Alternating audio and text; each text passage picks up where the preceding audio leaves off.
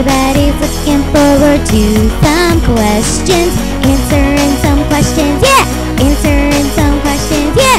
Fun, fun, fun, fun. Looking forward to some questions. Hey pals, happy Friday. It is time for another fact, and let's just get right to the questions, and I hope this video isn't going to be too long. So the first question is, have you had any major setbacks since going natural? No.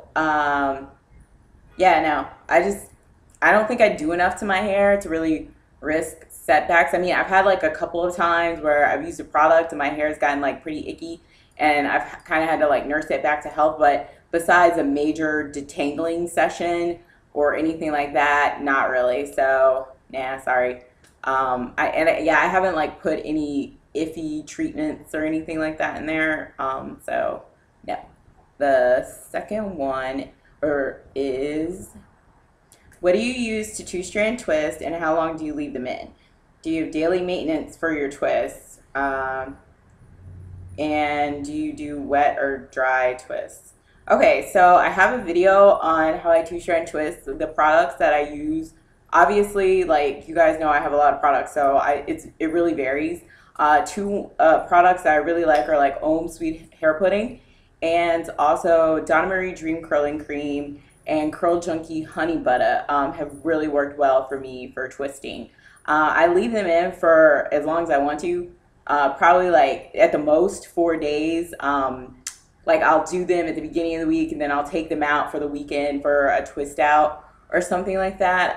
And the shortest amount of time, I've left them in for like 2 days because mine don't dry overnight at all. So if I take them out while they're still wet, they do get a bit frizzy. But if I leave them in for at least 2 days, they'll be good. And then all I do when I twist, I basically follow what Chime does. Now I just like apply some product in frizzy areas, and then I'll retwist just those twists. And usually if I'm like very light with the product, so then it dries by the next morning, and then I just take those out. So like around the front and the top of my hair, because those are the areas that get the frizziest for me, I just retwist those at night, and then I wear my Sumaesta hood at night. That's really all I do. And then I just fluff it out in the morning. But I haven't, yeah, I think the longest I've had twisting are like 4 days. And that's what I did in order to prolong my twist out for 4 days. And that was pretty awesome. So, yeah.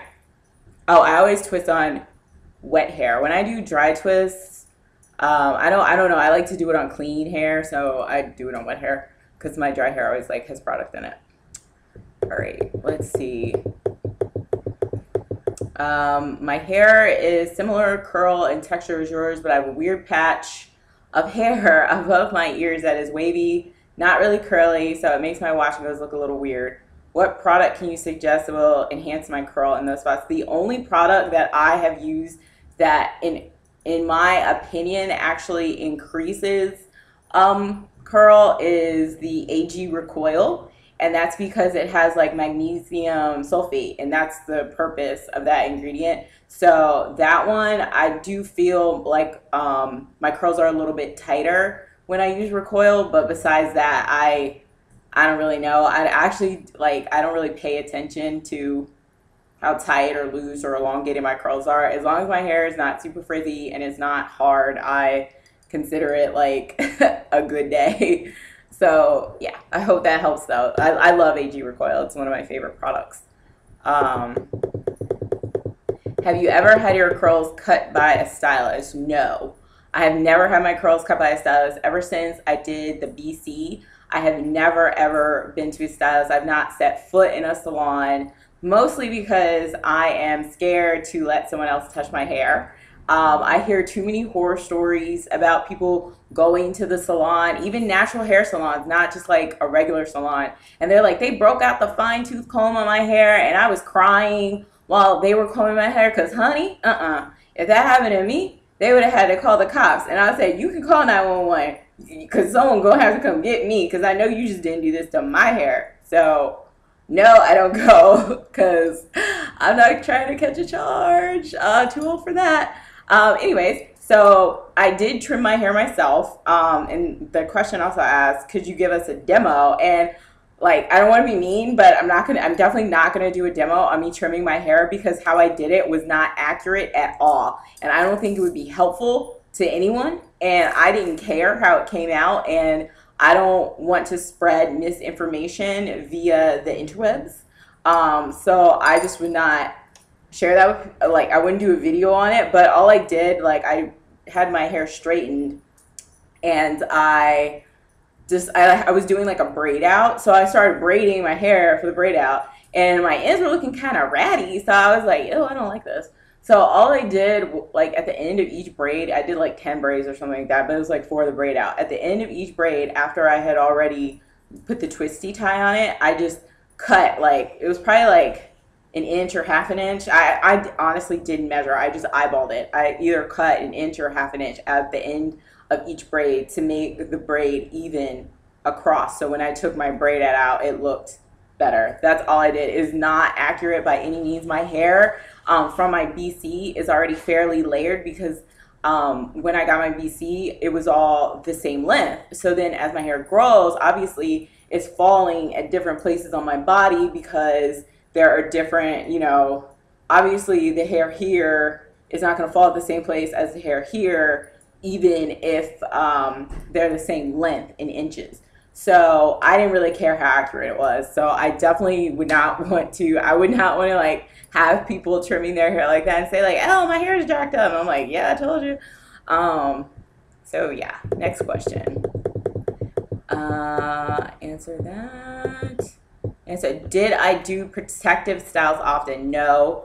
If you are a regular viewer or a reader of my blog, I rarely do protective styles. I am a wash and go girl. I don't think that I would be natural or be a like curly haired natural if I could not do wash and goes all the time, because honestly, twists like take me so long.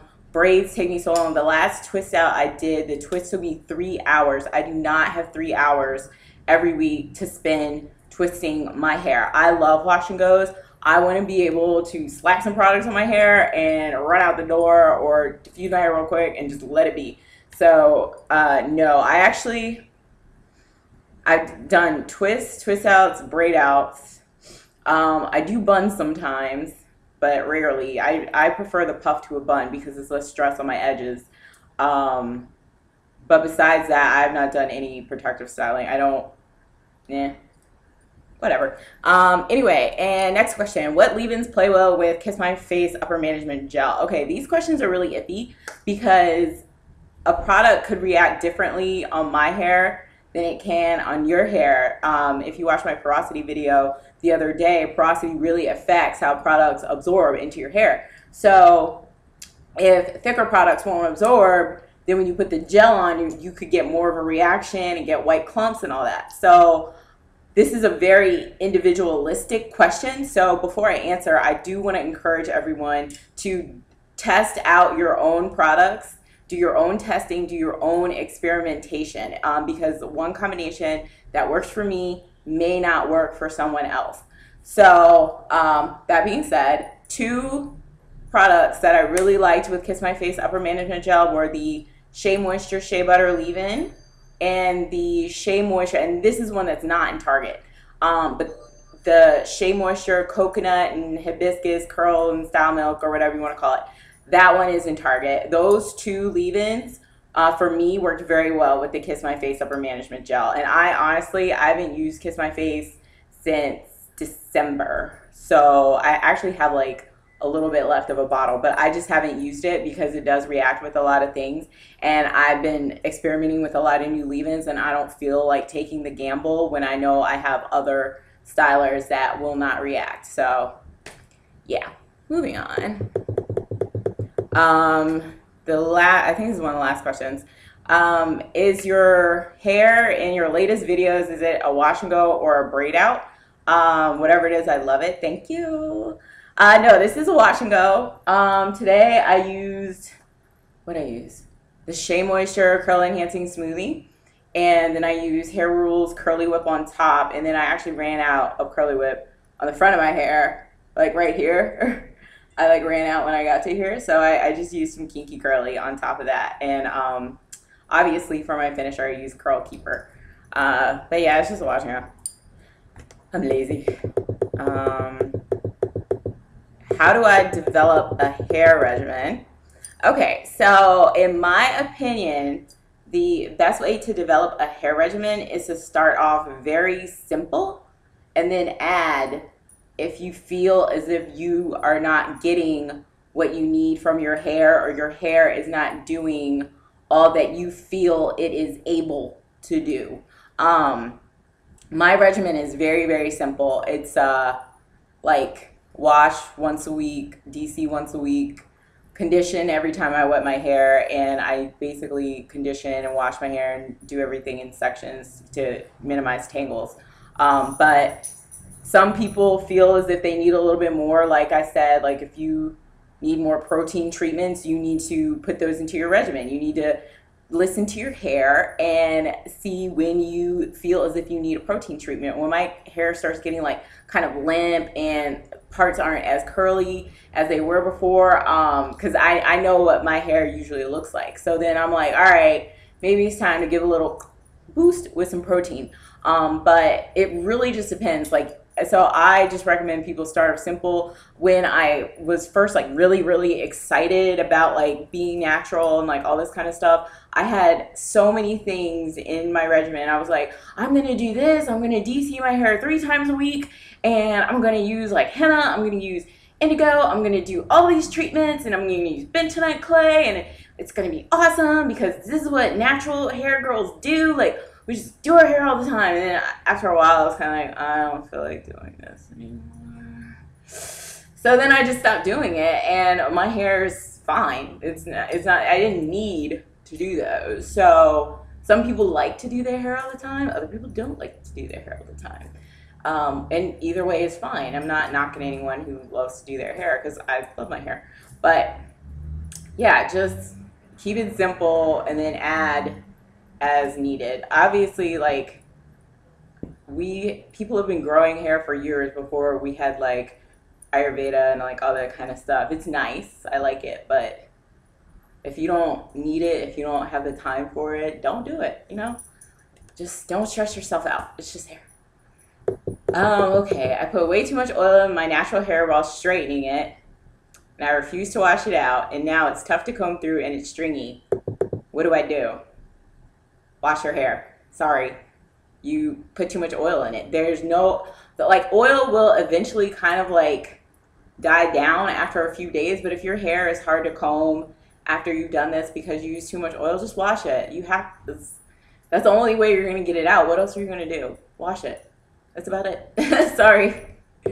And I think that's all. Yeah, I answered them all. Yay! Okay, so that's it. I actually have to do a review, so I'll come back. All right, bye-bye.